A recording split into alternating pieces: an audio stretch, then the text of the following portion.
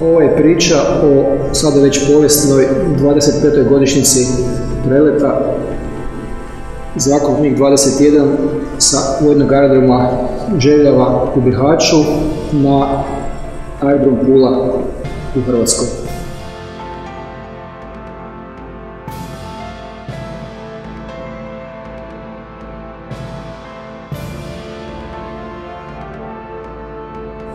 Mi smo u Bihaću bili na neki način u jako teškom položaju iz razloga što smo već mjesecima prije bili u okruženju. Znači, sa svih strana, gledano od Karlovca preko Slunja, od bosanske strane prema jugu, sa sve strana je bila ili JNA ili su bili što su kasnije došli ti nekakvi paravojne jedinice ili postrojbe, kako su je zvali, koje su dolazile određenim grupama i vremenima i jednostavno se iz tog okruženja nije moglo izaći, a da ne naletiš na nekakve njihove kontrole. I onda jednostavno došao taj 10. mjesec kad je Rudolf Perešin preletio za Austriju. Noć prije toga je bio kod mene ostalo, mi smo u tom naselju Harmanu u Bihaćkom zgradu bili, praktično se gledam iz dnevne sobe na jednu drugu stranu.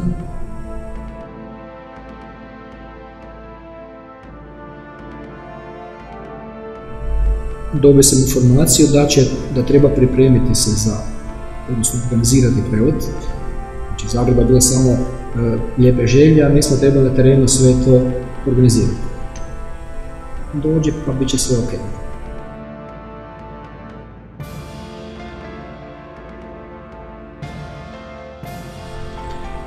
Sad, sam taj čin koji se treba dogoditi je bio upitan iz razloga što poslije preleta Perešina su bile nekakve prijetnje gore, pa je taj tadašnji komandant 5. korpusa, koji inače bio u Zagrebu, ali poslije kako se vojska povlačila su bili preseljeni na aerodrom Bihać, general Ljubomir Bajić, vikao kako mu je pun aerodrom ustaša i kako se to moglo dogoditi, pa su neki ljudi bili pritvoreni od bezbednjaka, od zapovjednika te eskadrile, druge izviđačke Perešinove, bili su listom vezani tamo za radijatorske cijevi preko noći. Probali su saznati praktično kako se moglo dogoditi da se odselio, otišao furgon sa stvarima u obitelj, on je ostao tu još mjesec i pol.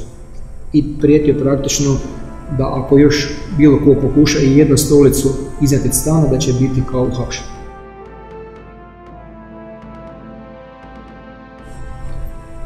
I kako se približavao taj datum, ja sam pokušao neke pripreme napraviti, znači trebalo je zapravo prvo pripremiti obitelj, suprugu i sina. Sin tad imao 1-5 godina.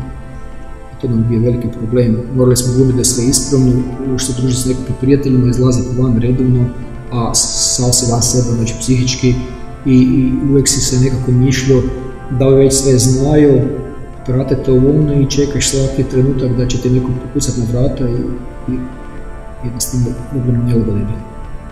A prema van sam morao funkcionirati kao da je sve najboljim redom. Ali nije to bilo samo tako, ne, ako ljudi misle, ne, sjedneš na bicikl i odeš negdje, te neko čeka.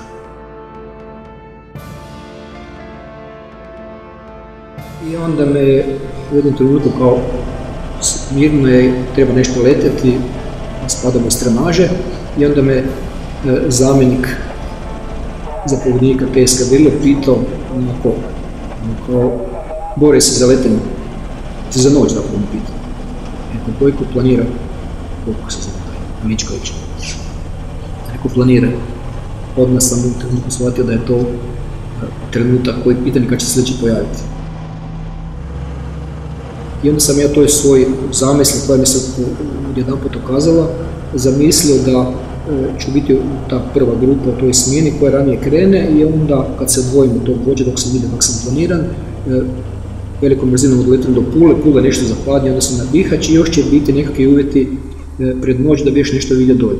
Jer sam znao da nema svjetala, da je sve tamo devastiran. 783 Rakovica 2000 za sada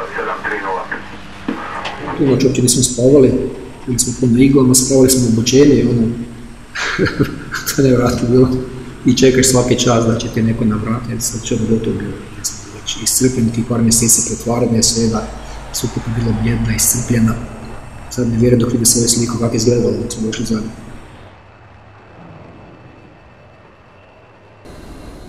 I veli meni pokojni Perez kao nije to, ne bi ja išao. Tako da me tu panika počela sve više nekako loviti, jer sam vidio da se kvari vrijeme, a noć pada i da ništa od onog mog plana što sam ja planirao da će doći tamo još da će se nešto vidjeti u polju. Sad je već bilo gotovo. I vrijeme praktično, ja sam najavio 17:20 sletanja, ja sam u to vrijeme još bio uvihlačen na stanici. Kad sam krenuo manevar, dok sam čuo da se javlja, znam da gleda njega, što sam već ispričao, pokušavao ga na radaru detektirati kako mi se pravi prvi udar, da postigne visinu. I u tom trenutku sam okrenuo avion na leđa, taj se inače element akrobskim figurama zove prevrtanje, i povukao palicu na sebe maksimalno da bi što prije preveo avion u veliki kut planiranja i prema brdima koji su ispod bila. Čitav nastavak leta je bila obična improvizacija koja se bazirala samo na poznavanju reona i godinama letačkog iskustva i upravljanja zrakoplovom da bi se negdje došlo. Otežavajuća okolnost najveća je bila ta što nisam mogao računati na nikakve navigacijske uređaje zemaljske. Znači svi radiofarovi su bili van funkcije, tako da ih nisam mogao koristiti, imao sam njihove pozicije, ali to mi ništa nije koristilo u zrakoplovu.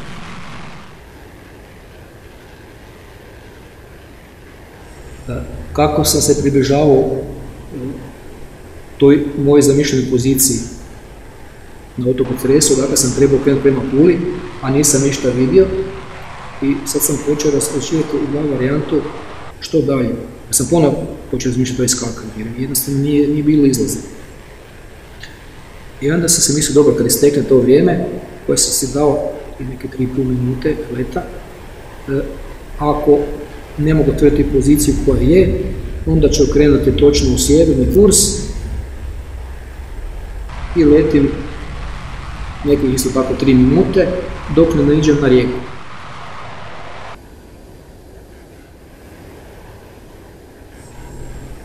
I sad kako je istekle se 3 minute, rijeke nema, idem u manevar ispred kursa, što prije nisam znao koliko imam praktično donje brda koje sam okretao. Zrakoplov kroz Zagreb vraćam na tu liniju puta koja bi me trebalo vratiti opet u to područje odakle sam krenuo. I odlučio sam da ću jednostavno po isteku te 3 minute nagle zakretom u desno zauzeti smjer 270 koji bi mi trebao voditi negdje prema zamišljenoj poziciji aerodroma u Puli.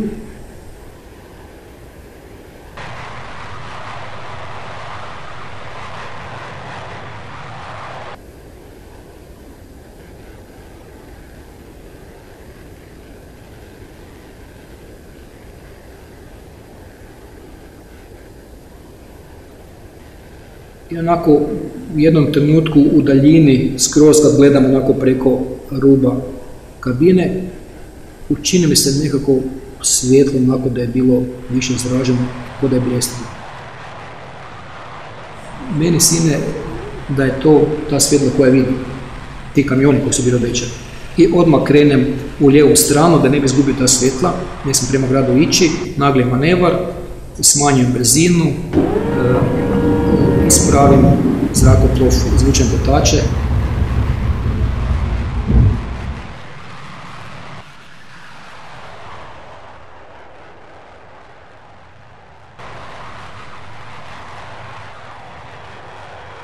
Ispod mene crna ploča, mrak. Ne znam ni točnu poziciju, da li sam u pravcu piste, nisam, računam u sebi pa neću fuliti 30 metara koliko je širine i polako počnem ravnati zrakoplov na sebe, povlačiti ručicu gasa, lagano skidati, gdje sam ovo prošao i praktično u jednom trenutku osjetim da više ne propadam i da avion ravno me natrči.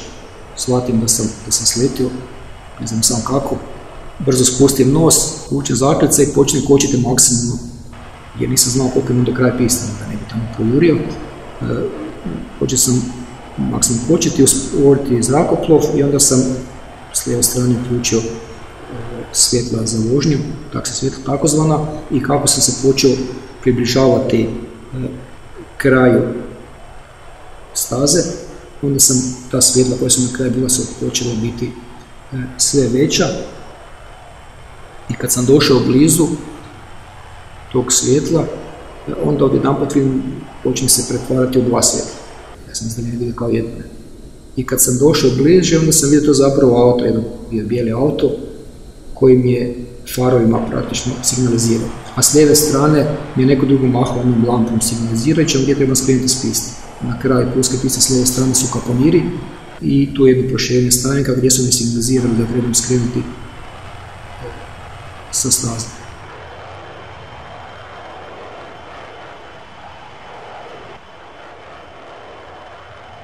Oni su za to vrijeme prislonili ljestve na kabinu. Odbravio sam kabinu, igli gore i praktično su me izvukli od tog veselja, oduševljenja, su mi danima čekali da se to dogodi. Znači, više da su bili pripravnosti, nisam znao će biti, i onda izvukli su mi prek ljestve maltene na rukama iz kabine, ljubili me, grli, svi su većina znali prije kad smo bili još dolazili na poligon, bili su onako pamtim kod tog da su bili ove čekinje izbrijani danima kako su čekali, i to je, tako je završio taj danas povijesni let.